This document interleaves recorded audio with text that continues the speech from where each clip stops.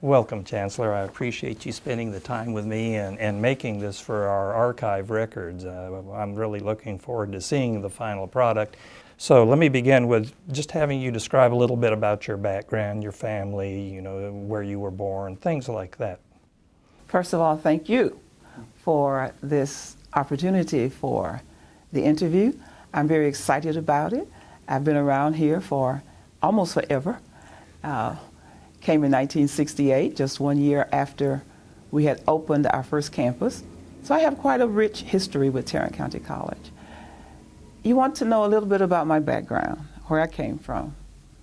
I was born and raised in Leggett, Texas, born to a mother who was, they didn't call them high school dropouts in those days, but that's what she was, a high school dropout. They did a lot of farming and all of that. But my mother actually ran away from home and married my dad. And she was 19 years old when she did that. And so at 19, she was 18 years old when she ran away from home. My sister was born, my older sister was born when she was 19. And then I was born 2 years later, she was 21. 2.5 years later, my younger sister was born, she was 23. About to be 24, so she found herself with a husband and 3 children at a very young age, and it was a very interesting time in our lives because we were all very, very, very poor, and it was very difficult. I grew up in Leggett, where I went to elementary school, and there, elementary school started with 1st grade and went through 8th grade. And so I graduated from elementary school, valedictorian of my class, very, very small class, but I was at the top of my class. But more importantly than that, the principal of my elementary school was named Seymour Boykin.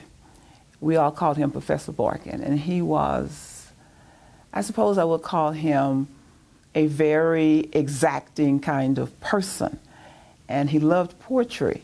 So every day during school we had devotion.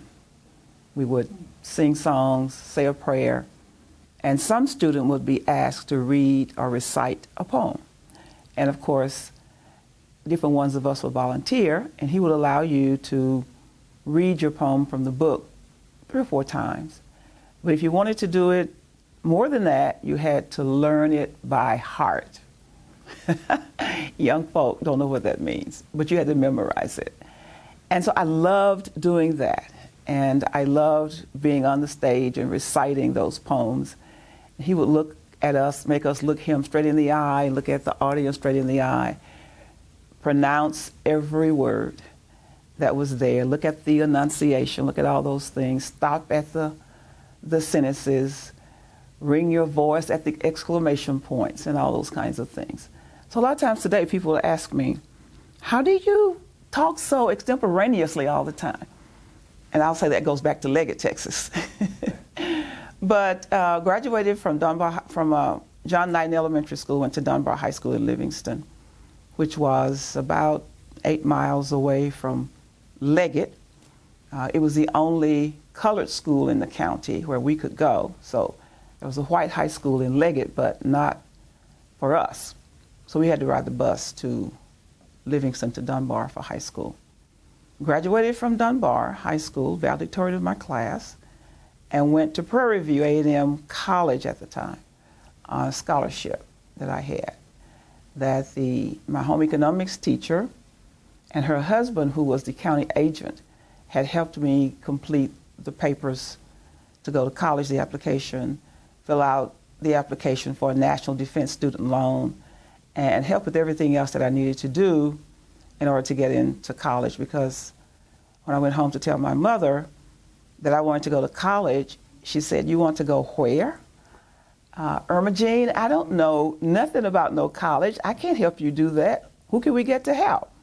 And I said, well, you don't have to worry about that. My home economics teacher and her husband, Mr. and Mrs. Gibson, are going to help me.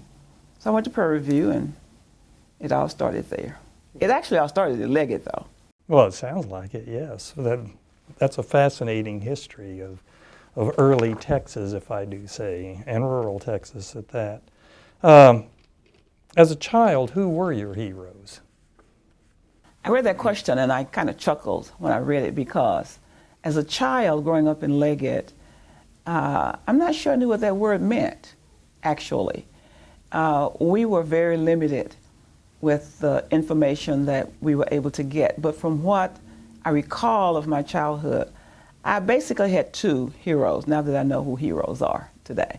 One was a shero, who was my mom, and one was Professor Seymour Barkin, who was absolutely one of the greatest mentors I've ever had. And I looked up to both of them. I admired my mother so much because I realized from a very early age how smart she was. And I also realized how disappointed she was at what she had not been able to accomplish in her life. But she was such a great motivator for us and had the tenacity of, I guess, the strongest person you've ever seen in your life. She never gave up on anything, and she could do pretty much anything. She could tear the old iron apart and put it back together when it stopped working. She could repair the roof on the house. She could build a screen for a window. She could do all kinds of things. And so she was really my hero. It still is today. I think I understand that. And it's really interesting to me listening about your education and your parents, of how much that appears in you today, if I may say that. Sure. Please describe the factors that influenced your career choice. Now that's a very interesting question, because when you talk about a career choice, the only time I ever thought about a career choice was probably my junior year in high school. And I took typewriting and shorthand, and I loved both of those courses. In my books, I always saw these really nicely dressed women working in offices as secretaries. And I was so inspired by what I saw until I decided that that's what I wanted to be, was a secretary. And so it didn't matter to me. I don't think I ever thought about the fact that none of them looked like me. I didn't even think about that. But I just thought, I want to be a secretary. Never thought that I may not be able to be one, because there were basically no, at that time, colored secretaries in big offices like that. But when I went to Prairie View, I majored in business education because I was able to learn more about the business world, and if I wanted to be a secretary, that was what I needed to major in. Actually, my major was for teachers who were going to teach those courses. And so I ended up, of course, being certified as a teacher because I took all the teacher education things, but never, ever wanted to teach. And I always say that I never would. And so I graduated from Prairie View early. I did my student teaching at Phyllis Wheatley High School in San Antonio. And at the end of my student teaching in November, 2 days later, I got a job as a secretary, working for an income tax accountant. He was a really big, burly German man who fell in love with me just because he said I was so spirited. He liked that. And I could do all these wonderful things for him that he said nobody else had been able to do when they came in working. After all, I had a bachelor's degree in business education, so I should have been able to do that. So I worked for him for about 6 months. And I realized that, not so sure. I want to be a secretary.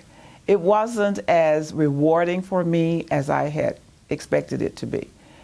And so Mr. Kozlowski, who was my boss's name, determined I was getting a little bit antsy, and he said to me one day, you know, I have another job that I want you to do. I want you to assist me with doing my tax returns. He was an income tax accountant. So he taught me how to do tax returns. And I worked with him for about another 5 months, I guess, at which time I said, you know, I don't think so. I think I want to do something else. And it was at that point that I thought, well, you have an education degree. You have your teaching certificate. Why don't you try it? I thought, no, I don't want to. But I did. And it was like end of July, maybe 1st of August, when I contacted different schools for applications. Ended up getting hired at Turner High School in Carthage, Texas. That's right close to the Louisiana line, not so far from Shreveport, Louisiana. And that was a very interesting experience. I stayed there 4 years, teaching business education courses. Got very involved in the school, very involved in the community, did a lot of chaperoning of students and sponsors of clubs and organizations. Woke up one morning in April. It was just about time for contract renewal time. I was getting dressed to go to work. Was walking from my bedroom to my bathroom, and I got a glimpse of myself in the mirror. I stopped cold in my tracks, and I just looked at myself. And I said, you got to get out of here. I had no place in mind of where I was going to go, nothing in mind about what I was going to do at that point. But I went to school that day. And on my break, I wrote a letter to the principal and told him that I hereby resign my position as the business education teacher for Turner High School, effective May, whatever the last day of the semester was. And I gave him the letter. He looked at it, he read it, and he laughed. And he said, you're joking. I said, no. He said, you got to be joking. No, I'm not joking. Where are you going? I don't know. What do you mean you don't know? I don't know yet where I'm going. I'm going somewhere. So that played out. Next couple of weeks or so, he called me back in and he said, I want you to tell me that this really is a joke on me. And I said, no, it's not. He said, you're going to work in one of those big cities. I said, no. He said, as a matter of fact, I've decided to go to grad school full time. And he said, well, I want you to know Mr. Martin was the superintendent of schools for Carthage Independent School District. I was at Turner High School, the all-black school, and then there was the all-white school, Carthage High School. And he said, I told Mr. Martin that you had resigned, and he's very sorry to hear that. He wants me to let you know that he will have a contract for you at the white school next year, if you will stay. And I said, well, tell Mr. Martin I appreciate his offer, but no thank you. I will not stay. It's interesting because Mr. Martin, why do you think he knew me? Well, he knew me because right after I first got to Carthage, 2 of my new fellow teachers, we were all brand new out of college, went downtown to get a hamburger at the Dairy Queen, first day of our work day at school. So my friend was driving, I was on the front passenger side, other friend was in the back, and I said, well, I'll go to the window. I took everybody's order. And I walked to the Dairy Queen window to place my order, and a little girl, teenager, came to the window and said, what do you want? And I said, I have to place an order. Well, you have to go around to the side window. I said, why? I knew why. She said, because. I said, because what? Because we don't serve coloreds at this window. This window is for whites. Colored window is on the side. So you have to go there. I said, no, I don't have to go in that window. So I turned and walked away back to the car. And I said, well, ladies, let's go to the Piggly Wiggly, that was a grocery store, and get us some cold cuts and bread and whatever, and go back. I'm not going to the side window. So we all laughed. When we got back to the school, the principal was standing outside in the circular drive. You could just see the anger on his face. We got out of the car and he walked up to us and he said, which one of you went to that front window? And I said, I did. You know better than that. I said, better than what? So I was kind of a rebel rouser in Carthage. So pretty much everybody knew that colored school teacher down there who was half crazy. And then later, when the Justice Department was getting on small town DAs, saying you can't have all white juries anymore, you got to put some other people of color on those juries. I actually got chosen to serve on a jury, along with another colored man who lived there. And the 2 of us were on the jury. And the custom for Panola County was to give every juror a lunch ticket and it was good at one place only, and that was Joe's Cafe, right on the square. And so our first day, we got our meal ticket to go to Joe's Cafe along with everybody else. And I said to my comrade, well, you know we're going in the front door. And he said, oh, no, we're not. I said, sure we are. He said, no, Miss Chancellor, we're not going to do that. We are not going in that front door. I said, are you chicken or what? He said, well, no, I just can't do that. I said, okay, well, I'll see you when I get back to the courthouse because I'm going in the front door. So he shakingly went in the front door with me. We walked into Joe's Cafe, and the waitress came to our table and said, you'll have to go sit in the kitchen. I said, oh, no, we're on the jury. She said, I don't care. You have to go sit in the kitchen. I said, no, see, we have a meal ticket. It says Joe's Cafe. It doesn't say anything about the kitchen. She said, but we don't serve coloreds up here. I said, but just this one time. We're on the jury. Don't you make exceptions for people on the jury? No. I said, well, I'd like to speak to the manager. So she goes to the back, and she comes back, and she throws 2 menus in front of us. She said, he told me to serve you up here. What do you want? You don't think that got around Carthage, Texas? Who is this crazy woman? So it wasn't a surprise that Mr. Martin knew who I was. But I suppose there was something about my spirit that he liked. So he wanted to keep me at Carthage High School. But I didn't stay. I left anyway. Please compare and contrast the environment of TCC from when you first started as Chancellor until today. When I took the helm as Chancellor of Tarrant County College District, the environment was one that we had had for years and years. We have always been very devoted to student access, and we've worked on that forever. We believe so strongly that every student who wants to go to college should be able to go. Our Board of Trustees has always been very focused on making sure the tuition was kept at a reasonable rate so that students could come here. We did things that we normally had done for years and years and years for our students, which meant that we didn't pay as much attention to those students who went through the revolving door as we needed to pay. Just about the time I was named interim chancellor, actually, before I was named chancellor 9 months later, it seemed that everything began to change all at once. You began to hear policymakers talk about accountability more. You began to hear federal government talking about finding ways to not waste money on financial aid. You began to hear more and more talk from employers about the skills that students lack when they come to them, even though they may have a degree. So we had all kinds of voices coming at us about change, change, change. And so when I looked at the whole landscape, I decided that we had to do a strategic plan that would help us get on course to meet all of the challenges that we were facing in those days. And that was very, very difficult for us at Tarrant County College, because as I went around the district talking about my vision and what I wanted the college to do for all of our students, very often I was misinterpreted, and people would say, she doesn't appreciate us. She doesn't appreciate all the great work we've done.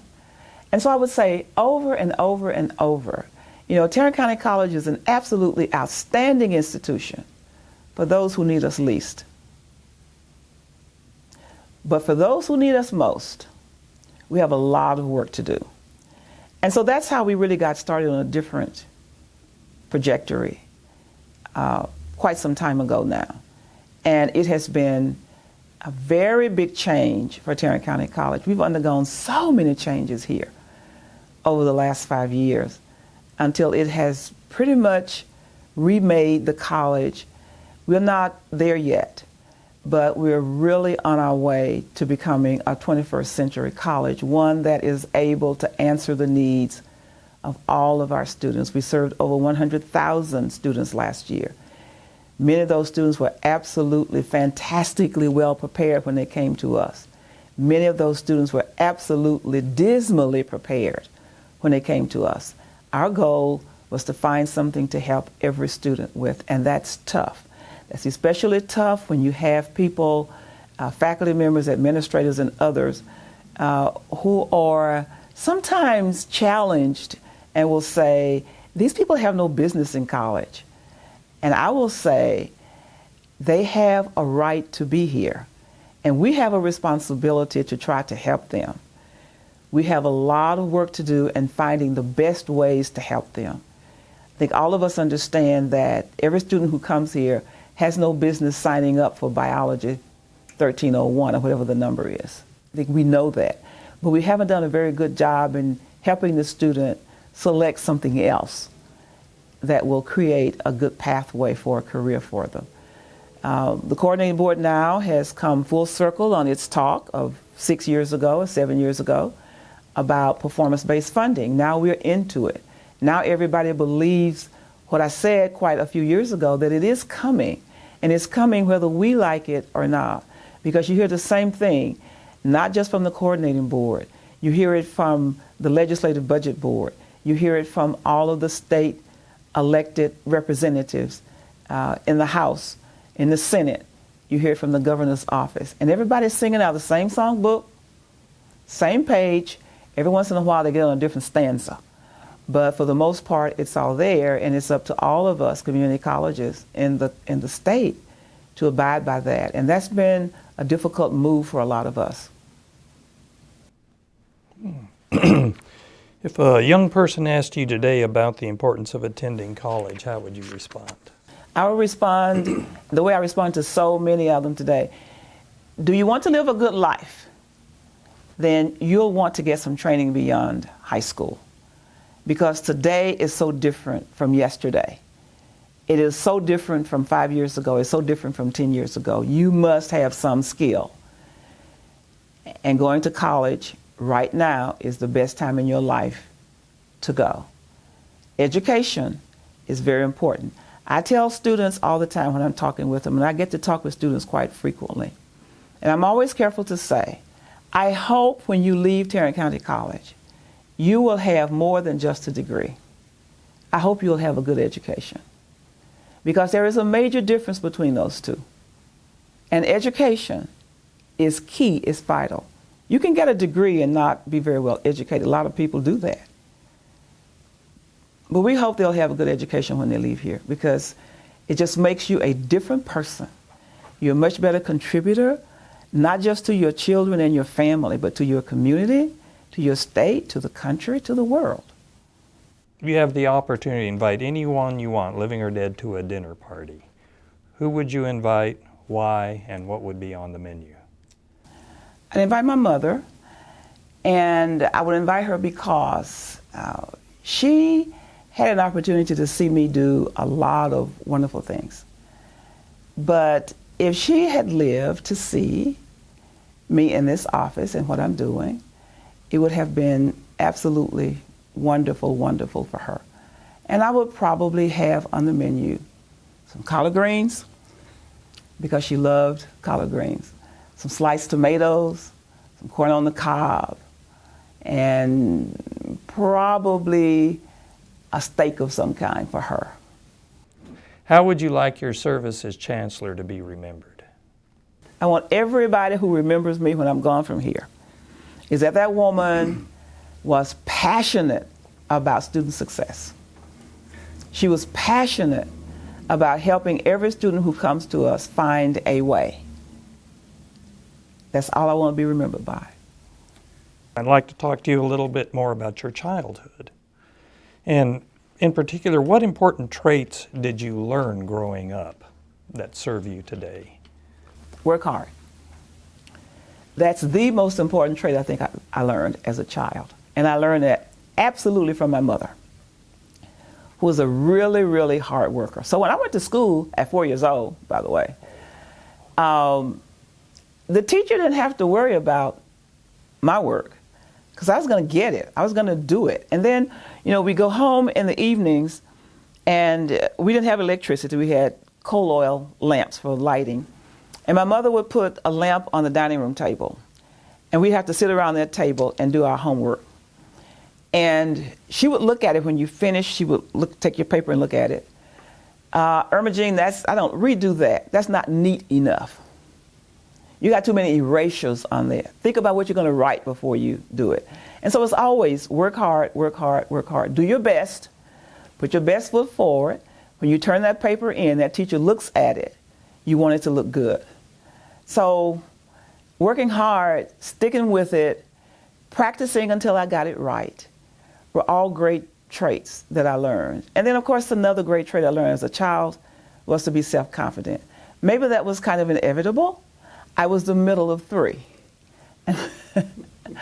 My older sister tended, older children, the oldest tends to be the apple of the eye and they get all the attention. And then the baby comes along and the baby is a baby. And my baby sister was absolutely a baby, still is today. And so there I was in the middle, kind of left to fend for myself. So I was very self-motivated. I was self-assured. My mother depended upon me, really depending upon me to do things that were really important to her. And when I asked her one day, I was probably 30 years old, she was visiting with me and I said, "Why did you make me defrost that refrigerator every time? Betty never had to do it. Doris never had to do it. You made me do it. Why?" She said, "Because I knew you would do it right." She said, "I knew that I didn't have any money to have a refrigerator repaired. And Betty would take the ice pick and go in there and pick the ice off. You would do what I asked you to do and put hot water in there and let it melt. So that's why I made you do it." How did the way you grew up lead you to go to college?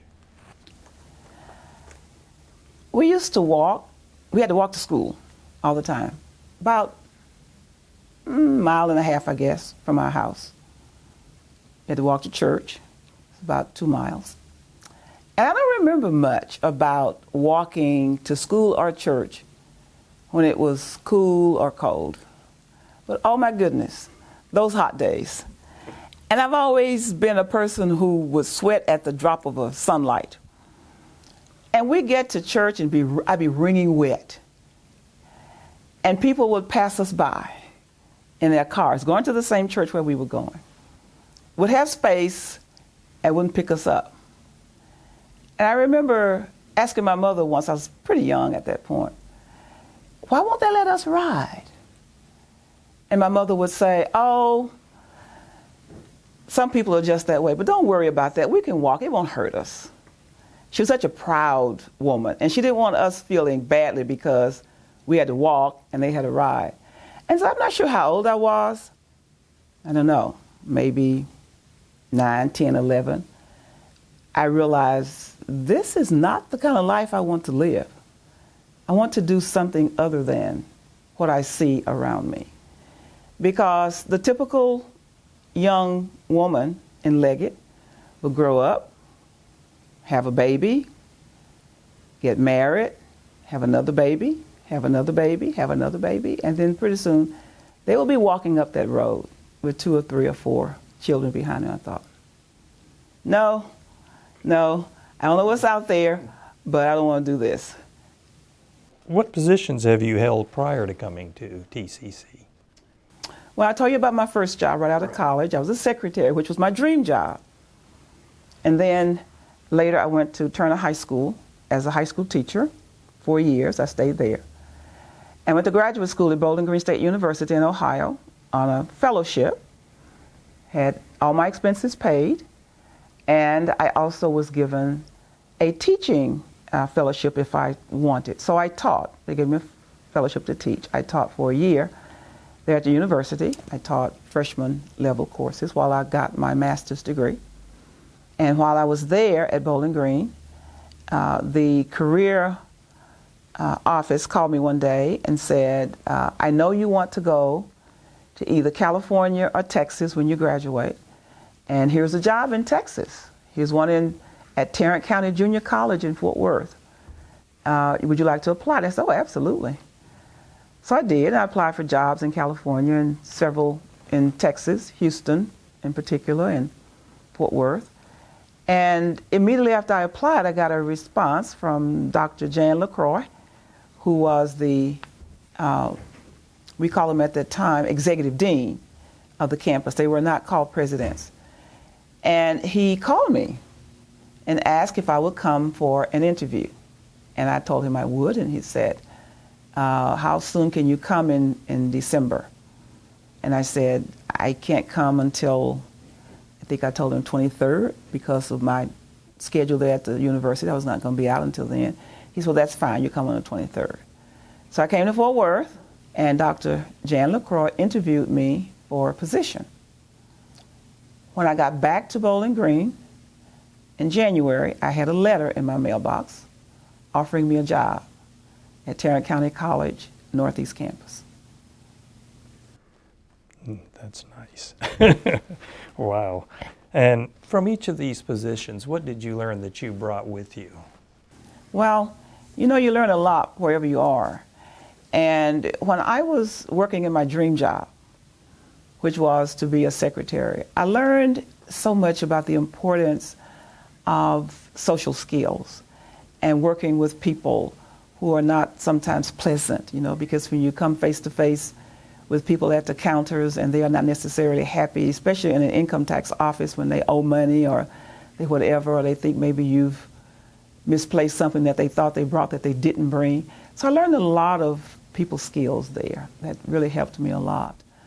When I left that job and went to Carthage, I learned a lot about, you know, working with other people, with other teachers, with the principal, with people sometimes being a little bit envious of what you're doing and will say, well, she's doing this just because, you know, she's looking for something or she's whatever. So the criticism, I learned to deal with that. It's interesting how much of that you can get in small towns, especially. But, you know, I learned stamina. I learned that you can learn a lot from everybody and pretty much anybody. I had the privilege of working with young teachers as well as very seasoned teachers. And still today, I think sometimes about some of the words of wisdom the seasoned people gave me, not about how to teach my class or not about how to make the students behave, but how to live a good life. Then I'm going to assume from what you just said, what drew you to TCC was you were just looking for a new career and they were the first to respond, or was there something beyond that? Oh, that was much beyond that. I had a large number of offers, especially in California, because California at that point was kind of just getting to a point where they were building their career and technical areas. Even though my master's degree is in business education, Ohio State University, I should say the Ohio State University, was leading the country in those days, and they called it vocational technical education. So all of the colleges and universities in the system were asked to do a lot of infusion into the curriculum on the career and technical side. And I think that's one of the things that appealed to a lot of the colleges, was the training that I had received on the career and technical side as well.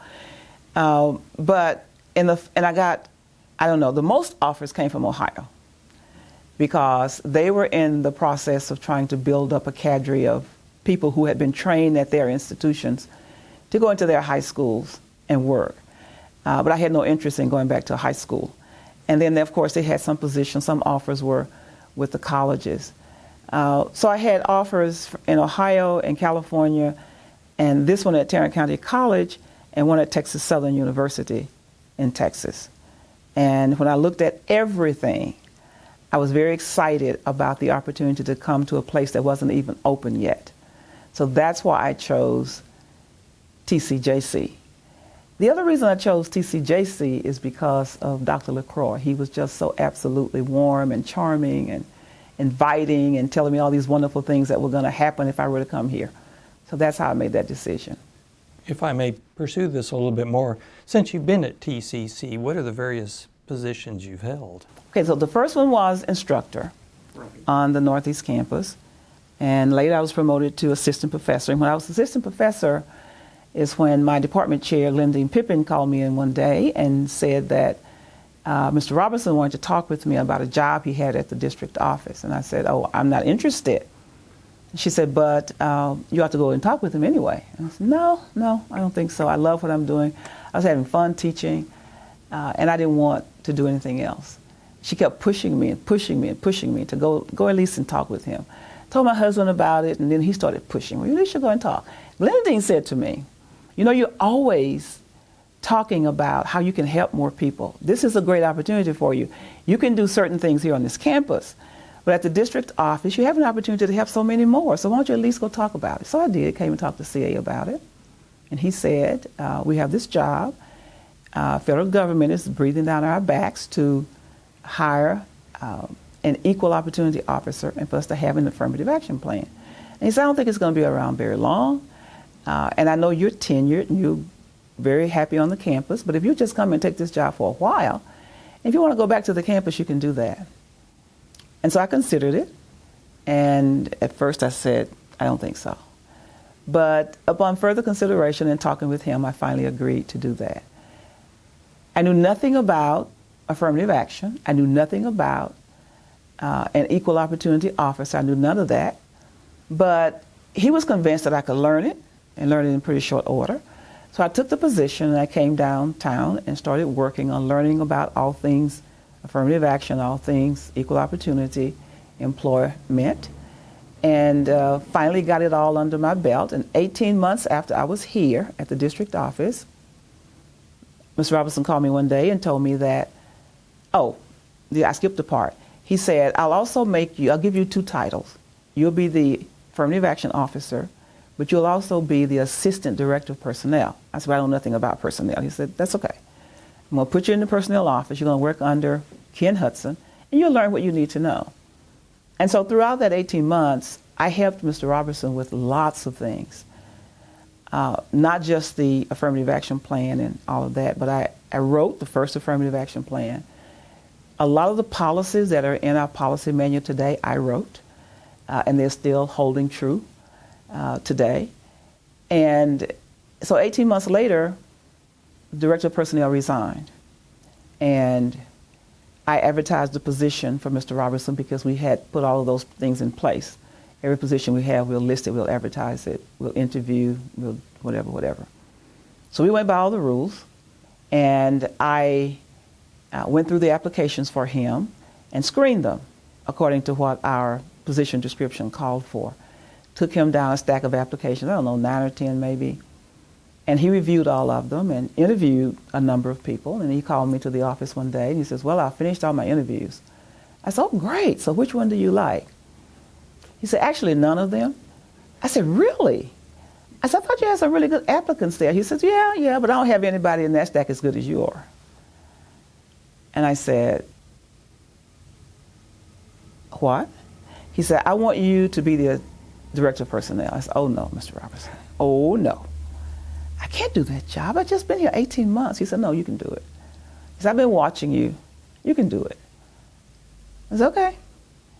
So I got that job, and it was the first time in my life that I had been afraid that I was going to fall on my face. It was like all that confidence went down the drain, especially since there was such a hue and cry from a lot of the people on the campuses about my having a job, all kinds of things. And plus, by that time, I had built a pretty good reputation of working in different fashions, and people didn't like a lot of that. But I took the job and stayed in that job for, I don't know how many years now, 8, 9, I don't know how many it was. And Dr. Rushing called me in his office one day and told me that he really needed a chief personnel officer because he needed somebody who was going to have their first attention on people. And he said, so I'm going to make you a vice chancellor for personnel. So we talked about it, and we thought, well, personnel is kind of an old trite title now. It's going by the wayside. So he told me to do some research for him and tell me what I thought. I came back with the latest titles. Of course, the latest one was human resources. So he made me vice chancellor for human resources. And that was very interesting because Mr. Robertson had been my boss for all of those years. And now he wasn't. Dr. Rushing was. And I was a little bit antsy about that because Mr. Robertson and I were very good friends. And he was very, very supportive. But that was awkward for me, and it was awkward for him. But we worked past it, and everything went fine. And then when Dr. Rushing retired and Mr. Robertson was hired as the chancellor, he called me in one day, I don't know how long it was after he was hired, maybe a year, maybe, I don't know how long it was, and told me that he needed to give me more responsibilities. I needed to help him with more than just human resources. So he changed my title to Vice Chancellor for Administration and added on a number of other entities, organizations, I should say, departments or whatever. So then the next title I had, when Dr. De La Garza came, and he changed my title to Vice Chancellor for, now see, I've forgotten, Rick, what that title was. I don't even remember what the title was. I didn't like it a bit, so I guess that's why I've forgotten it. But anyway, he thought that my title as Vice Chancellor for Administration denoted something that was not really there. And while I didn't like the title that he gave me, I understood why he wanted to change it. Of course, naturally I accepted. I loved TCC. I wasn't ready to leave or go anywhere or anything else. And then, of course, the next stop was the Chancellor's office. So I've been through a number of different positions. Right. And I had known that, but I thought I didn't know all that you just relayed. That was good to hear. In all of those, what do you view as your greatest accomplishments? I think I'd have to give you two. I think in the early days, I guess after I became Vice Chancellor for Human Resources, I think one of the best accomplishments I made during those days was to empower employees to have more say over their work lives, to have more freedom to look at all of their records.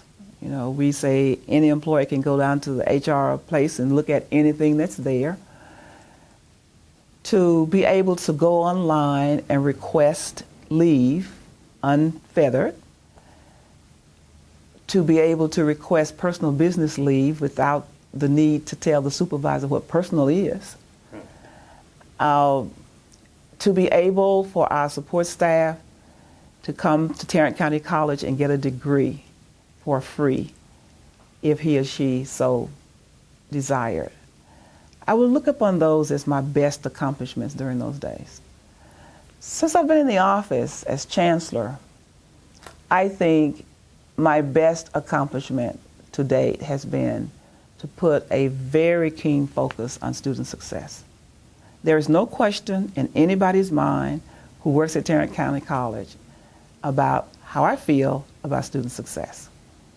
As the first woman and African American chancellor of the college, can you identify advantages and/or challenges you have faced in this role? I've faced challenges all of my life. And when I came into the office as chancellor, the challenges that I faced were just challenges. I never have thought about them as anything other than what normally happens in my life, challenges. Do I think because I'm African American and I'm a woman has had any impact on my work? My answer would be no. I would tell you, though, that it could have been had I had a different mindset. But I just didn't take things the way some people would have taken them. I tell my students when I visit with the Chancellor's emerging leaders, one of the things I always tell them is to be careful what you complain about. Remember, you can never sharpen a knife on velvet. And I repeat that to them 2 or 3 times. You can never sharpen a knife on velvet, which means that you're going to have some tough times, but you'll get sharper as you go through if you don't let the criticism get you down. In other words, my points is to them, always accept criticism and evaluate it, because you know sometimes you may get something out of that. After analysis, you may decide, I could have done that better, I could have done that better. So as I've had criticisms and challenges thrown before me, I've always looked at it. I always taught my daughter, a challenge is nothing more than something to be stepped over. So you figure out how you're going to do it. I mean, you never hear me bellyache. I'm not a bellyacher. I've never been. I'm not a complainer. I've never been. I've always tried to figure out what is the best way to get through this and get it done. Very good. What do you think is the greatest trait of a successful leader?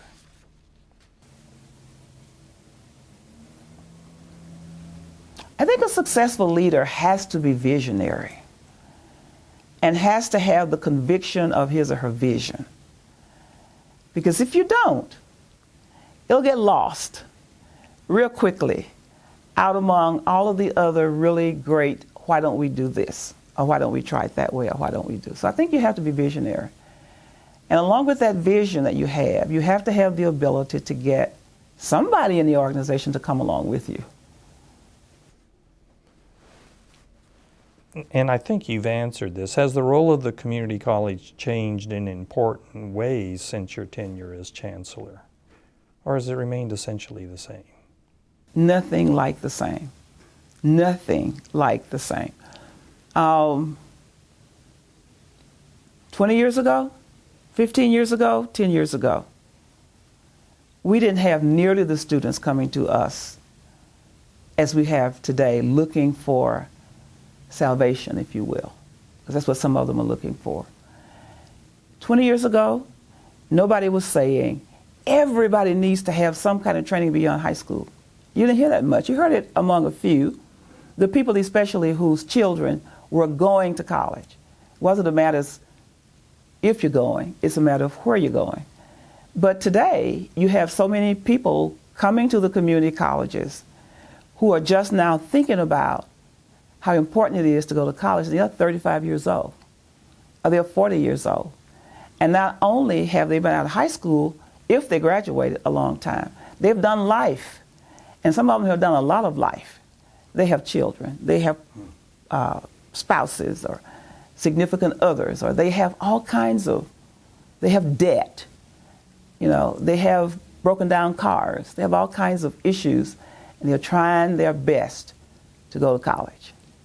And they're sincere, and they're working really, really, really hard as they know how to work. And some of them are like stepping in place. So our job is to try to figure out how to build systems around those students so that they can walk forward rather than standing in place. What do you see as the future for the community colleges? And I think in general, not just for TCC, but both.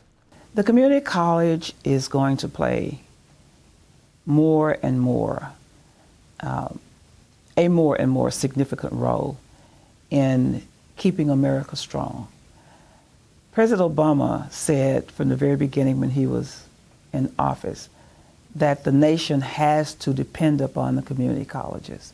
And you'll see that coming full force.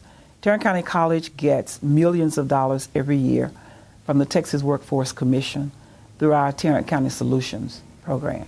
And that's to train people to be able to acquire skill, to get an entry-level job or get a very good job. That is going to continue. Community colleges are going to do more and more and more with the high schools. We're already doing a lot. Most community colleges are doing a lot. We're going to do even more than we're doing. We're going to be bigger and closer partners with business and industry. We do that a lot, but we're going to have to do more. Business and industry around the country are saying, you know, we pay a lot of taxes. They go to support these community colleges. Why are we having to do all this training ourselves? And so more and more, they're relying upon us at the community college to help them with that. We're going to have to remake the community colleges in so many ways. I think you'll see regular semester, 16-week semesters pretty much go away. you will see much more short-term training. You'll see more online training. You'll see more training that takes into account competencies. So we're looking at competency-based teaching and competency-based learning, which means that if I show up at Tarrant County College and I've been working in the railroad industry for 20 years, but now my railroad tells me that I'm much better off if I can get a one-year certificate or a 2-year associate of applied science degree. And I come to Tarrant County College, well, I'm full of knowledge. So it'll be up to the community college to figure out what I know. And then what I don't know, have me take those various competencies. And you won't, in competency-based teaching and learning, you don't see courses outlined per se, you see competencies.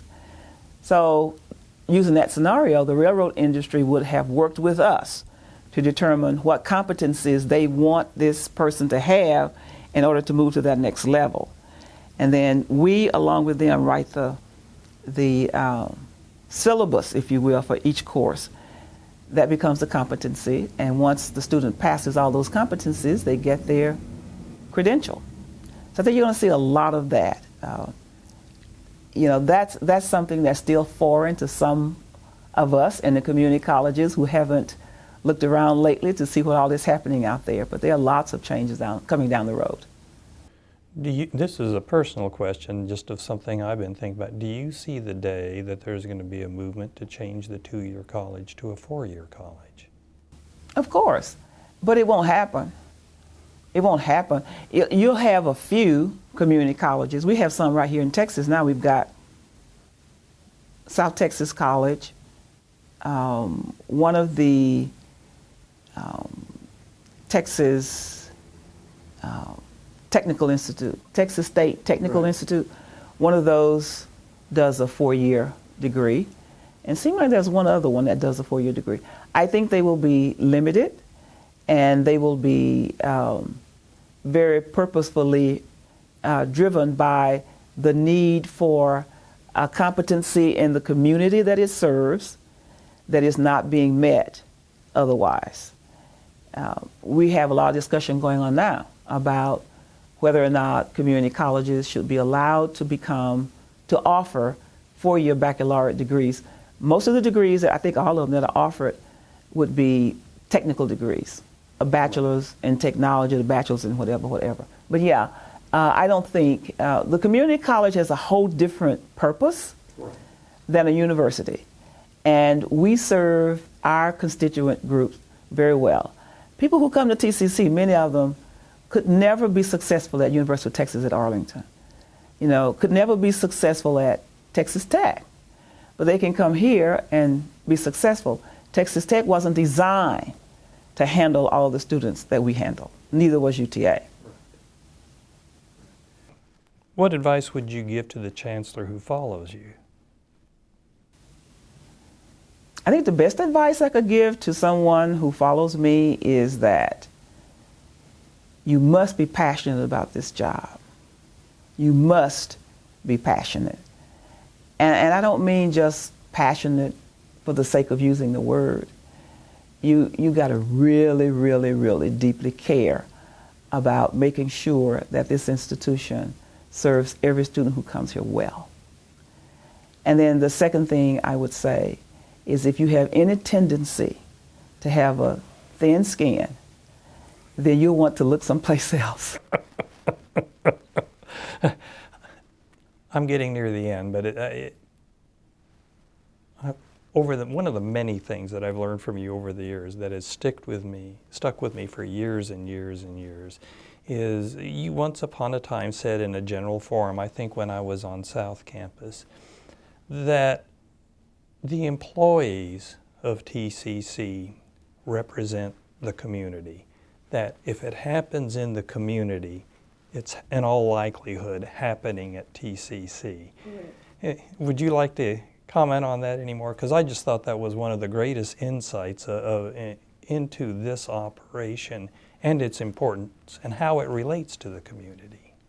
Well, if you think of the fact that we have over 4,000 different individuals who work for us, and you can relate that to a place like Leggett, Texas, you could get, I don't know how many 35 or 40 legates within our employee base. But 4,000 people is the size of a lot of little towns and cities in Texas.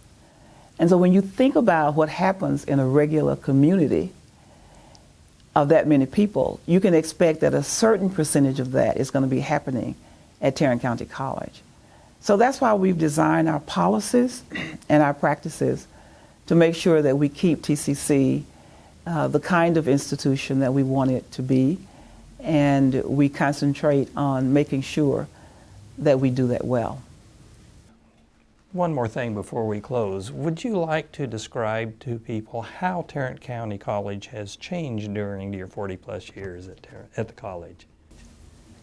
Well, in 1968, when I came to Tarrant County College, we had primarily high school graduates who were well prepared for college and were on their way to the university after they did their first year at TCJC or did the whole 2 years at TCJC. We were pretty homogenous. On the Northeast campus, we were very homogenous on that campus. And so we didn't think about diversity in those days. We didn't think about the value of diversity. I mean, nobody talked about it. It was just not a part. As faculty members, we did a lot of things that really were good to help students along the way that we don't do anymore. When you start with 4,000 or 5,000 students on a campus, you can do a lot. When you have 15 to 16 to 17,000 students on a campus, you have to do things differently. And of course, technology was not what it is today, and we didn't have a lot of those tools to use. But I would say the other thing, as I look back into 1968, 69, 70, those years I was on the campus, our faculty members were very close to students, pretty much all of them. You knew all your students, you worked with them on a personal basis, and that has gone away. But perhaps one of the most, to some degree, to a big degree, it's gone away. But perhaps the biggest change that has come about since the beginning of Tarrant County College and today is the sheer numbers of people who come asking for our help, and our not being quite ready in some instances to help them. I am very, very proud of all of the innovative things that we've done at Tarrant County College. And there are a number of them that I could mention, but I'll tell you the strategic plan that we did was innovative for Tarrant County College. Now, strategic plans have been around for a long time, but we did this one from a holistic approach. We involved every facet of the college in helping us determine what we're doing well, what we could afford to do better, what do we want to look like in 2016. Not only did we involve the entirety of the college, we also involved the community. We had many, many, many stakeholders. I think we had over 1,200 people who actually gave us their input. And not only did they give us input, we would take their work, synthesize it, go back to the group that gave it and say, did we capture what you said? That was very strategic. Another very strategic thing I think we did was to combine a facilities master plan with an academic master plan. And out of that, we got a lot of good work, including an innovation forum, which is a wonderful way for us to guide the college. Our board of trustees is very tuned in to the innovation forum, and ideas that they have that they want us to vet also go through that forum. And it helps you to determine what is the best use of your money. So that's been a very innovative thing.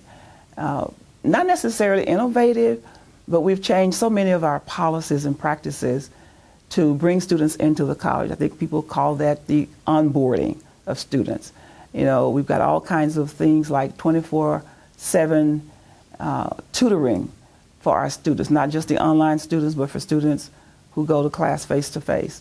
We've outsourced a number of things here because we realized that we weren't in business to do a lot of those things very well, and that we could outsource them, get more bang for our buck, and get much better service for our students. So I'm really, really pleased with all of the things. We're working on finishing up common textbooks. A controversial project, but nevertheless one that's very good for our students. We have, our faculty has recommended almost 500 common textbooks now. We're moving along that way. Again, focused on student success as a way to help our students save money. The really good thing about this project too, a significant number of faculty members are already or considering using open source courseware that will cost the students no money. So that's going to be very, very good for us. We also have programs that we've designed for students who are considered special populations. That's a term that was coined by, I think, our state, might have been the federal government. Just simply means that if you have students come into your institution and you know that they have certain deficiencies that the majority of other students don't have, then you have a responsibility to try to help those students. And so we started, right before Dr. De La Garza left, we started Visions Unlimited. And he assigned that project to me when I was still Vice Chancellor. And put together a nice group of people across the district and looked at what some other colleges were doing in a similar kind of setting. Came back to TCC and designed our Visions Unlimited, which is designed for homeless students. And we patterned that program after one that had been a winner for years and years and years. It's called Women in New Roles. And we used the same format for the Visions Unlimited program as we did for the WinR program. And we've had a number of students who graduated from Tarrant County College out of the homeless shelters. And then I mentioned that we have the Chancellor's Emerging Leaders. Those are the students who came to us, generally not prepared in reading, writing, or math. And we put them in a cohort, work with them over the course of a year. All of our people, student development people on the campuses help us with those students, and they do exceptionally well in that program. And of course we have Men of Color program where we work really hard with Hispanic and African American males. You look at our stats and you will see that those are the two lowest achieving groups at Tarrant County College. And there are a lot of other special outreach programs that we have. We have the Family Empowerment Center, something that I got started with the help of J.P. Morgan Chase Bank.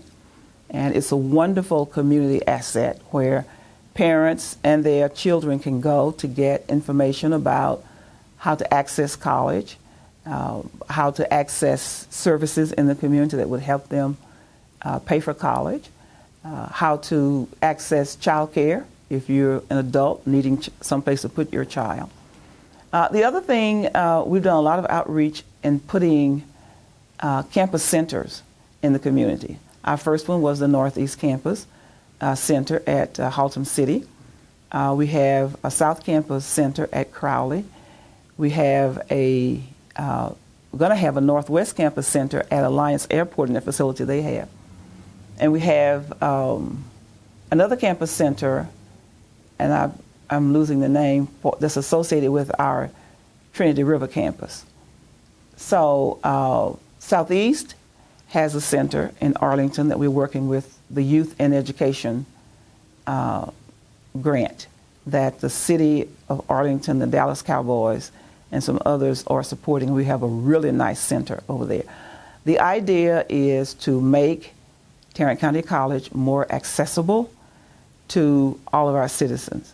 And the people who tend to go to those centers, we think, from the demographics that we collect, are not likely to go to our campus. Well, Chancellor Hadley, we're near the end. Is there anything else you would like to discuss with me? I don't know of anything I'd like to discuss, but one thing I'll tell you is that I have been most fortunate. Probably one of the most fortunate people there is in the world. I look at myself, I look at my career as having been absolutely perfect. No matter what happened along the way that wasn't necessarily to my liking, when I put it all together, it comes in this beautiful bouquet. You know, red rose is my favorite flower. and it's just full of red roses and some other things. Has a few sunflowers in it. I don't like sunflowers, but it has a few sunflowers in that beautiful bouquet. Because they too go with the rest of the beauty of the basket of flowers. So I've had an absolutely wonderful time in every position I was in. Excuse me. And I'll also add this. I never sought any of those positions. I never set out to say, I'm going to get here one day or I'm going to get there one day. That's never been a part of my makeup. Well, with that, Chancellor Hadley, thank you so much for spending time with me. Well, thank you so much for being such a great host today. I appreciate it. You could do this for a living, you know. No, thank you. I work at TCC.